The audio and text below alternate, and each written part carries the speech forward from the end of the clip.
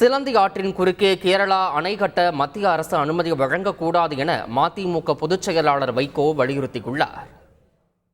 இடுக்கி அணைக்கு தண்ணீர் கொண்டு போவதற்காகவே இந்த அக்கிரமத்தை செய்கிறார்கள். நாங்கள் இந்த முல்லை பெரியாரை இடித்துவிட்டு புது அணை கட்டப்போகிறோம் என்று போலதான் முதலாக சொல்லுகிறார்கள். மத்திய அரசு நடுநிலையோடு ஒரு மாநிலம் இன்னொரு மாநிலத்தை வஞ்சிக்க கூடாது என்ற முறையிலே அவர்கள் இதை அனுமதிக்க கூடாது, அனுமதிக்க மாட்டோம் என்று பலமுறை அவர்கள் நீதிமன்றத்திலும் மத்திய அரசு வாக்குறுதி கொடுத்தது.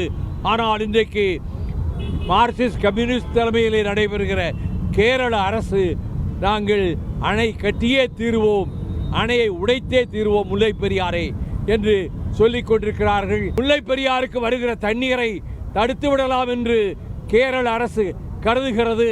இது அநியாயம், இது அநீதி. செய்திகளை உடனுக்குடன் தெரிந்து கொள்ள உடனே சப்ஸ்கிரைப் பண்ணுங்க.